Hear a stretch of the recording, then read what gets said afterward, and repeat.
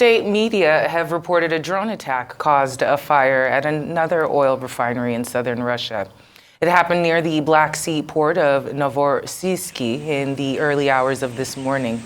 More than 150 firefighters were deployed to the area. They extinguished the blaze after about 2 hours. An oil storage facility in that same region caught fire on Wednesday. From On the One Ukraine, let's bring in Arise chief correspondent John Cookson, who is monitoring developments from London. John, thank you so much for joining us on Newsday. Now, President Zelensky wants Vladimir Putin brought before a war crimes tribunal. How likely is that? Hi guys, great to be on Newsday. Well, at the present time, it's highly unlikely, mainly because Ukraine and Russia, neither of them are members of the International Criminal Court. Neither is America.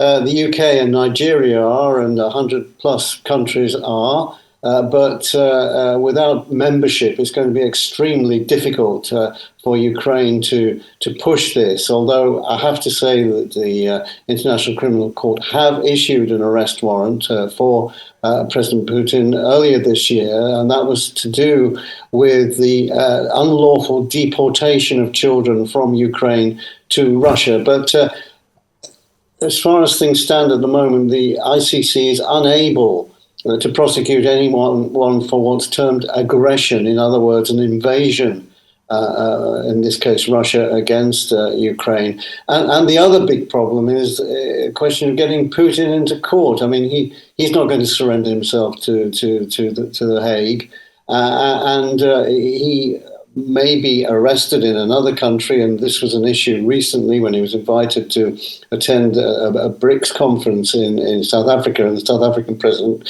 warned him to stay away. But as things are right now, for many, many reasons, and Zelensky knows this actually when he stood up and said this today, there's not much of a chance for Putin to be appearing, or indeed his henchmen and generals appearing before the ICC in the foreseeable future.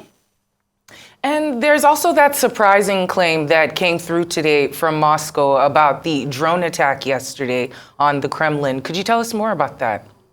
Yes, well, let's just remind ourselves that the night before last, we had these incredible shots of two effectively doodlebugs slamming, it appears, into the roof of the Kremlin, one of the best guarded properties in the world. How on earth did anything get through Russian defenses? And immediately the Kremlin said this was an assassination attempt on Putin by Zelensky, even though Putin wasn't even in the Kremlin at the time, and he never spends the night there anyway. He's elsewhere.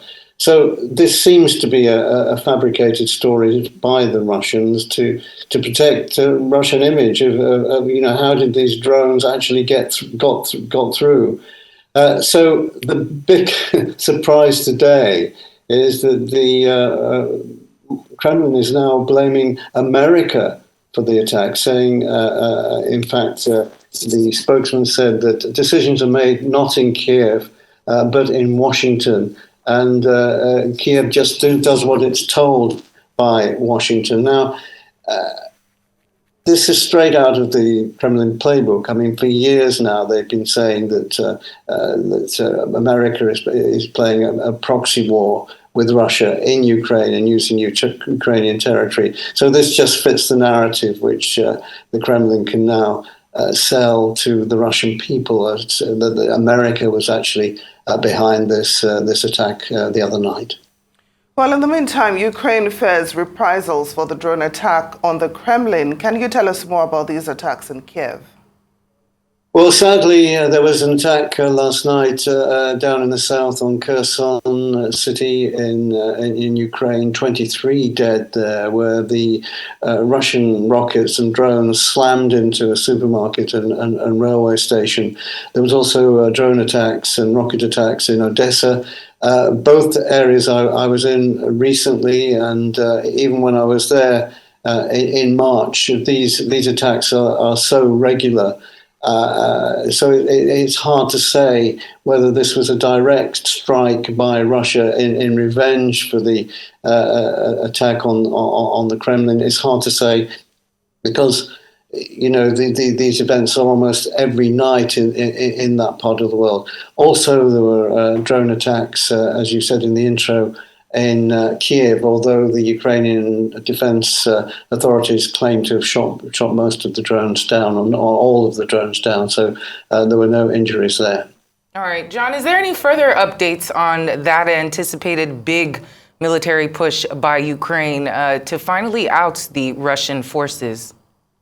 Well, look, they've been preparing for this for at least for 6 months, both the Ukrainians and the Russians. And the Russians are saying on their TASS news agency today that at least 30 to 40,000 Ukrainian troops are massed in Zaporizhia region, ready for this big assault. Whether that's true or not, we just don't know. The Russians preparing to defend the territory, especially Crimea. They've put these incredible tank traps down there called Dragon's Teeth, which they claim that no Ukrainian tank could get over. And as far as the Russian build-up, a lot of military hardware has been moving out of Ukraine, out of Crimea, into Ukrainian occupied territories, ready for this so-called big push, but no one quite knows when it's going to happen, and it certainly won't be whilst Zelensky is out of the country, that's for sure. So it won't be today or even probably tomorrow. But it could come at any time. We just don't know. And of course, this being a war when there are military secrets on both sides, neither side are going to say when the assault and counteroffensive is going to take place. Although the head of the Wagner movement, the mercenary group fighting on behalf of Russia, did say that the Ukrainians had made an advance in the last 24 hours in the Zaporizhia region and then retreated as if they were kind of testing Russian defenses. But as far as the actual date for this much anticipated spring offensive, we're just no nearer to knowing at the moment. All right, Chief Correspondent John Cookson, thank you so much for joining us on Newsday.